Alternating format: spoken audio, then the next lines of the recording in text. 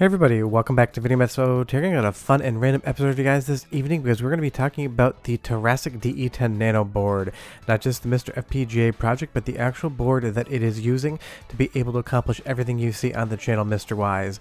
And that is because just recently, as of yesterday, another person online in Twitter and YouTube, Taki Udon, talked about a clone board of the Terasic DE-10 Nano that should be coming in at a much cheaper price. We're going to talk about that, what it could mean, positive and negative going forward, and kind of unpack everything. But you'll see here Taki Udon talked about a $99 MiSTer FPGA board. What that really means is a $99 Terasic DE-10 Nano board. Just be aware that this board obviously isn't in many hands yet, and this is not manufactured by Terasic whatsoever. This is going to be an aftermarket board that they're claiming that could be available for $99. Obviously, that is cheaper than the $220 Terasic wants right now, and they did post some photos as well, and I'll go through them piece by piece. You will see that there are some differences in the board. It's mostly the same, but there are some different ports in different areas, and that is definitely something, kind of to look at and see what is the difference between these two things. Because again, I want to reinforce the fact that this $99 quote-unquote MiSTer FPGA board is not made by Terasic in and of itself. All of the videos you see on the channel and every other MiSTer video you ever see is made with that Terasic DE-10 Nano board directly from Terasic or a reseller like Mouser or DigiKey. So it is a difference, and we need to talk about what that difference could potentially be and whether or not that would make it a viable option to do something like MiSTer FPGA on. Because do not get me wrong, I want all of you to be able to buy a MiSTer at the lowest possible price. I want more people in the hobby. Not only is that good for me, more viewers, more owners mean more YouTube views, it's also good because it kind of democratizes the entire concept of how you can play your games. But just because something's cheap doesn't mean it's automatically a win, because the Terasic DE-10 Nano board is obviously designed by a team of exceedingly smart engineers, and it's in partnership with Intel on the FPGA side of things. So when you buy something like the DE-10 Nano from Terasic, you have the entire Terasic team as well as the Intel team's involvement in absolutely everything.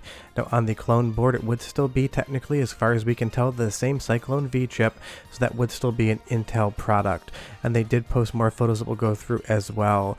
But the main reason that I talk about this as being prospectively good, but we need to wait and see, is we need to do a metric crap ton of testing to make sure that these boards are one-to-one with the real Terasic DE-10 Nano board, because I don't want you to purchase something for $99 that might give you different results than you would get out of a Terasic board. I want you to have the best possible options to play MiSTer FPGA, so a lot of testing would be done, and I do hope that this board ends up being one-to-one. I want you to be able to buy a $99 DE-10 board for a MiSTer FPGA setup and go from there. But that's where a lot of the first round of testing is going to be involved in when these things are actually on the open market. The other thing we want to talk about is support for the actual boards in and of themselves. If there's a problem with them, who are you dealing with? Who do you contact if your board dies due to no fault of your own under warranty? For Terasic, you just contact Terasic. I do know they are quite good at stuff like this, and this is obviously a real DE-10 board here.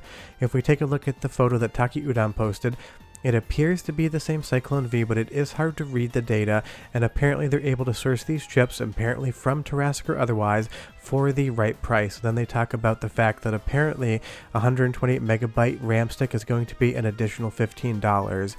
Now this is the second area in which a lot of testing would need to be done, the RAM. If you watch my channel, if you've seen me go through any of the Sega Saturn testing videos, you will know that RAM latency, the build of the RAM, is so fundamentally important for getting a good experience out of this.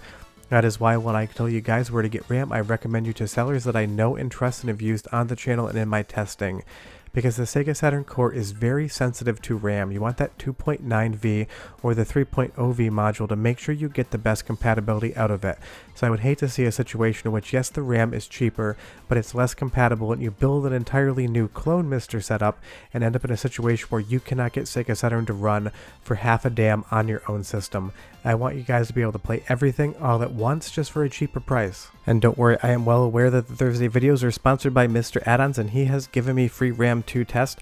The reason I recommend someone like him in the US is because I know when you buy the product, it is going to work, and if something doesn't work with it, I know he will take care of you.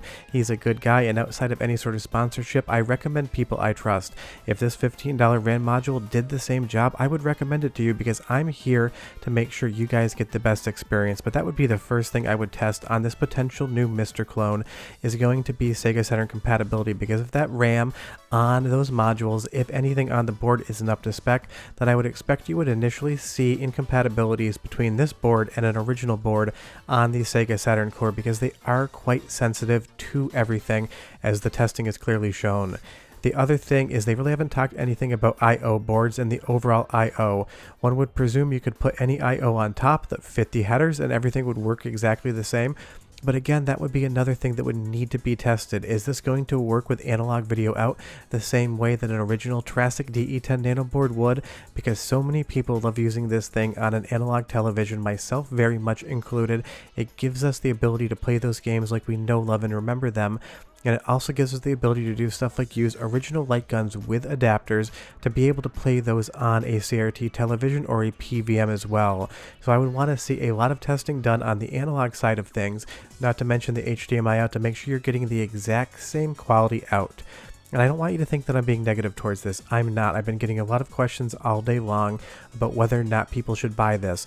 I will never recommend you buy anything until it is tested and on the market. So I can't tell you what this new clone board is going to be. It could be the best thing since sliced bread, or it could be the worst thing since they invented the root canal. We will have to wait and see, but I will definitely try to acquire one of these as soon as they are available on the market and do a build and start testing. And I know a lot of other people are planning on doing this as well on the MiSTer FPGA side of things, because they've also talked about a potential handheld MiSTer FPGA, and that is something absolutely everyone would love to see, because as much as I love MiSTer, Analog Pocket definitely takes the cake when it comes to actual FPGA gaming in a portable form factor, and a portable MiSTer is something that everyone talks about and always asks for.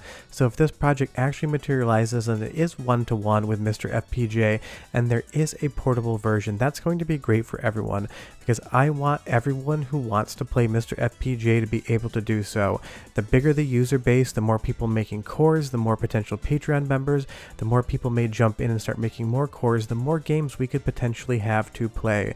So again, like I said, I am optimistic that this could potentially be good, but it's going to require an absolute metric crap ton of testing before I would ever tell you you should pick one up, because I wanted to do 100% of what an original DE-10 Nano board could do.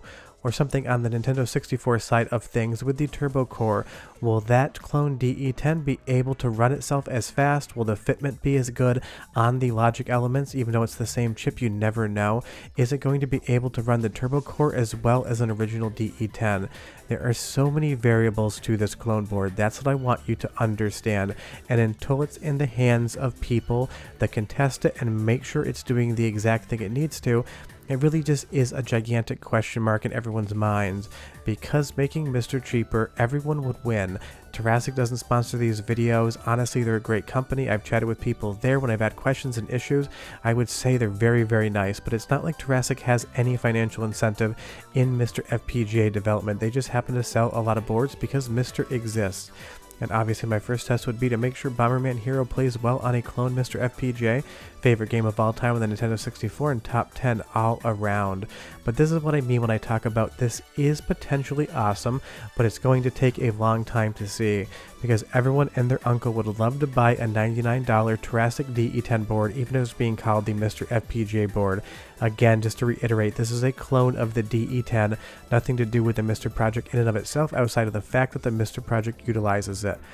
But if this thing can do everything an original DE-10 can do at $99, that is a win. If it comes to the compromises, I'm concerned that you guys are going to have a worse experience. You're going to ask me questions I can't solve, and there's going to be a lot of people out there getting an inferior MiSTer experience because of that clone board.